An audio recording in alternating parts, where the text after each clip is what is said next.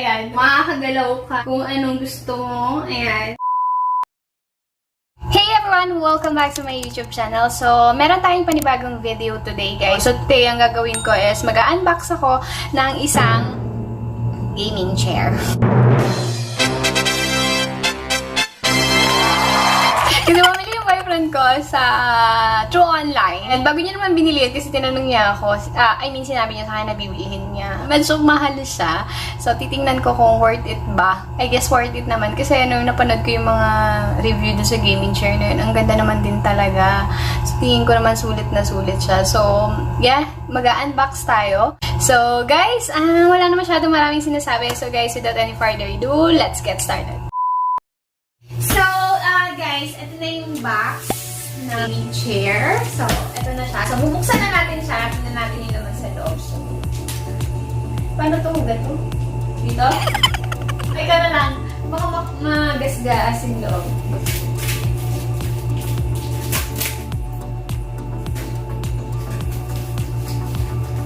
So, ayan, nabuksan na siya. Tingnan natin yung naman sa loob.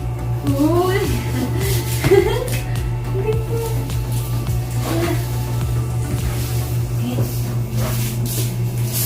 So, sa ibabaw, makikita mo is ito ata yung instruction or manual. Dito na muna siya.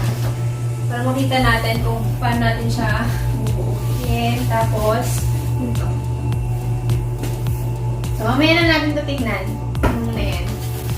So, ito yung backrest, diba? Ito yung backrest niya. Pag unang bukas, ito yung bukod dun sa manual, yung backrest yung una mong makikita. And then yung nandito sa side, ito yata yung kanyang armrest. So, tanggalin na. Hindi po, mabigat ko. Teka. So, lalabas ko, subukan ko kung kaya ko, parang bigat ata nito. Ang bigat na.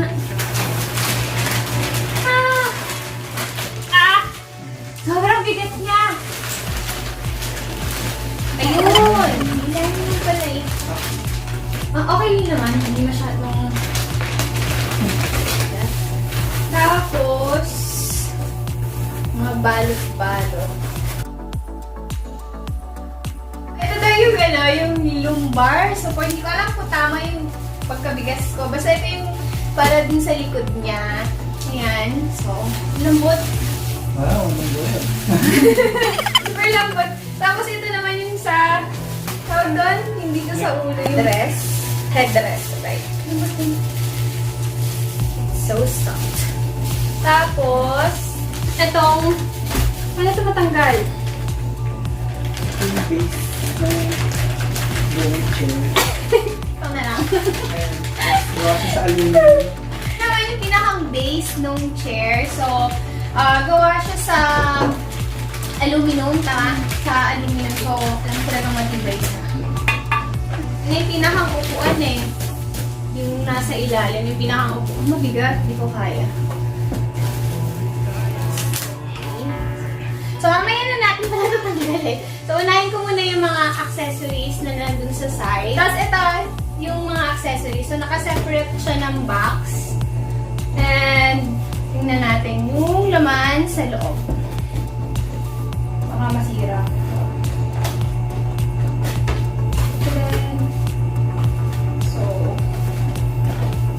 So, yung nandito sa box is yung mga wheels, tapos yung cover, parang magnetic siya. Sa side, no? Yung para sa side. And, ano pa laman ito? Saka yung laman. So, ito pala yung piston. Tapos, meron siyang cover, which is this one. Ito siya. Tapos, itong dalawa naman is yung parang hawakan pang adjust. Pag gusto may adjust yung upuan. Tapos, this one is yung mga screw. Ayan siya. So, ito yung laman ng box. Nakasama yung kanyang gulong. And, so next is yung pinakang upuan. So, tanggalin na natin yung pinakang upuan. Oh my God! Ang bigat! Ang bigat! Hindi ko kaya. Ito na yung upuan. Nailabas na namin sa kawanan. Sobrang bigat ng grabe. So, ayan, ito siya. Tapos yung last, yung pinaka-last is isa ilalim ng upuan. So, ayan. Ito siya. So, buuin na natin. So, next na gagawin namin is nailabas na namin lahat. So, buuin na namin siya. A few moments later. Okay. So, first is, unahin natin yung pinakang base. Tadaan! So, lalagay na natin yung gulong. Tulungan na ako maglagay. Okay. Kasi nilalagay lang, tapos yung pagkalagay is, pagka ganun mo, i-push mo lang siya. So, ayun na, sobrang dali. Nasa gulong. Madali yung sa gulong. Okay, next is yung piston yung sa patungan ng upuan. Ganyan lang. Okay, next is yung pinakang... So, next is yung cover. Tama ba? Ganyan siya. So, may mga natira pa sa loob, pero mamaya na natin ito ilalagay. Kasi yung next na ayusin namin is yung backrest. So, itatabi muna namin to, tsaka yung pinakang base. So, ayusin namin yung backrest niya. So, ano to? Sorry. Ayaw magasgasan. Lali namin yung screw niya sa gilid. And, kaya makita yung mga screw. Ito, sa side. Kaya gamitin namin pantanggal ng screw. Pag ganito, diba? So, lalagay lang siya ng ganyan. Tapos, tatanggalin ko yung dalawang screw sa gilid. So, yung sa kabila yung vertical lang matatanggal. Tatanggalin talaga. Basta yung screw sa gilid, tatanggalin. Tapos, pag natanggal mo na, ito na siya. Ayan. Tanggal mo na. Tanggalin ko na lang kamay. Extra screw. Extra screw. Tatanggal na yung screw. So, next is ikakapitan namin siya dito sa upuan. Nakalagay dito, don't touch. Basta yung dito sa side, huwag mo na hawakan. Kasi pag hinawakan mo siya, yung recline niya, parang gagalaw. So, huwag muna. So, ikakabit muna namin yung pinakang backrest niya.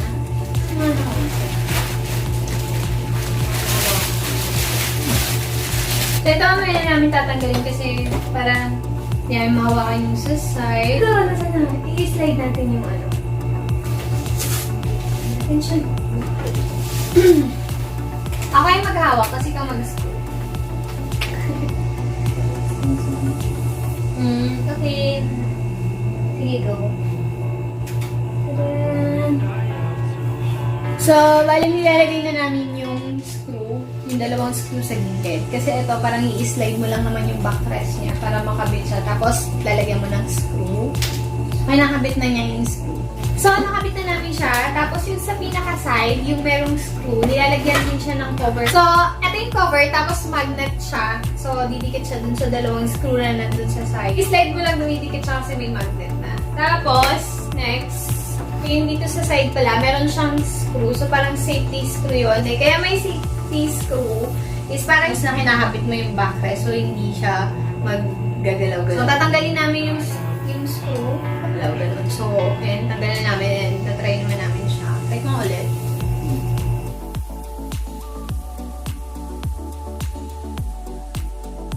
So, okay, next. Next na gagawin is, kailangan namin siya ibaliktad. Babaliktad na namin siya, lalagay namin sa ilalim itong yung kabitan ng base.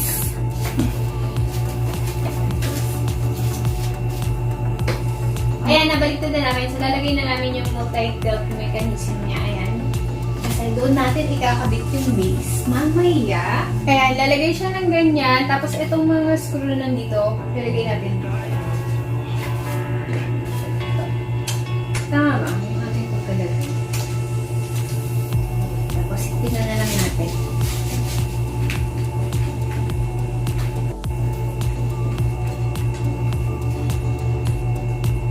So, nalagay na namin siya. Ayan. So, ayan yung mga screw. Ayan. So, ito yung ano naman, para dito. Ito yung pag i-adjust mo yung upuan kung gusto mo na mas mababa or mas mataas. Ganun. Okay. May pang-adjustan. Okay, next. Malapit na kami matapos. Lalagay na namin yung base. Ay, dirty. Tapos,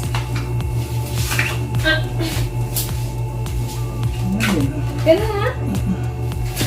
Lalo kayo ni ikot, ipapatong mo lang palang gano'n. Tapos, we're done. Yes! Tapos na! Hintay mo. Angat namin. Oops! Dos. Buo na siya. So, lalagay ko tong kanyang headrest, tsaka itong para sa likod. Memories die out too hard. That we were traveling the mountains just to find out. And meron siyang lambot. Memory foam daw to, diba? Memory foam siya. Ayan. Tapos na. Tadam! And then, congratulations, you're done. Ito na ako. Ayan din to. Ano masasabi mo? Ang sarap. Ang sarap sa likod nung nung etong maliit na unan. Lambot niya. Eating. Ang ganda ganito rin. Etong armrest niya, ayan siya. So, actually, pwede mo siyang bago-baguhin. So, tatlo yung button niya dito sa armrest. Ito, para sa taas, baba. Then, yung dito sa side, pagka gusto mo siyang paikot. Ganyan. Tapos, back and forth. Then, ito naman sa isa, kabilang side is ganyan din. Left, right, left, right. Tapos, ito yung kanyang pag gusto mo mag-recline, tama. So, syempre, ganun. Ganyan. Tapos, baba. So, maliit lang kasi ako, kaya parang hirap na hirap ako dito sa upuan. Tapos, meron sa ilalim, dalawa yung pinakang hawakan. Pero itong sa kabila kasi, ito, pag hilahin mo siya, yung upuan mo, angat, pataas. Ayan, tataas siya. Tapos pag nakaupo ka naman, pwede mo siyang hilahin para mas bumaba. Tapos yung sa kabilang side, ito naman, pag gusto mong mahiga, ganun, diba? So, pwede mo pa siyang, ayan, i-recline ng sobra. Tapos pag gusto mo siya nakahiga ng ganyan, is ilalak mo itong sa gilid. Ayan, ilalak mo siya para naka-steady siya na ganyan. So, hindi na siya aang. Gusto mo naman siyang itayo ulit, is hawakan mo lang yung sa side, and then, mababalik na siya sa dati. Tadan. Eh. Yung gulong niya, sobrang smooth. Ayan. Makakagalaw ka kung anong gusto mo. Ayan. So, sobrang gaang ng gulong niya. Hindi siya mahirap, hindi siya mahirap paggalawin. Ayan, ganyan. Yung kaninang card pala is extension warranty. Right? So, ito yung kanina yung cards. So, warranty, 2-year warranty, extension, and then general aftercare. Huwag kang upo na walang short. Tapos, ayan, bawal. Ayan siya, basahin na siya. And that's it. So, ayan, tapos na siya. Sobrang ganda naman din. So, magbibigay ako ng follow after 1 month dito sa chair na to. So, ayun na. Bye!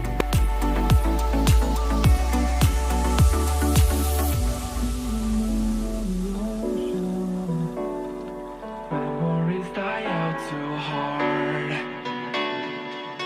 That we were traveling the mountains just to find the loudest seas. We set down by the fire, knowing we couldn't hide, but we didn't know that yet. So if you want something to hold on to, gotta find it first. But here I am, beside me laying under palm trees, waiting for the summer, knowing there's nowhere to go. 'Cause I am happy on this island, wanna be So, natapos na namin yung aming gaming chair. And yan, assemble na namin siya. And sobrang ganda naman din talaga. Tapos guys, kung meron kayong question about dun sa gaming chair, pwede kayong mag-comment. And ilalagay ko sa description box below yung mga iba pang information about dun sa gaming chair namin. And You can also check it online, and ilalagay ko din yung link sa description box below kung saan kung gusto nyong tingnan yung tungkol dun sa gaming chair. And so, yeah, that's it. And thank you so much for watching. And again, see you on my next video. Bye!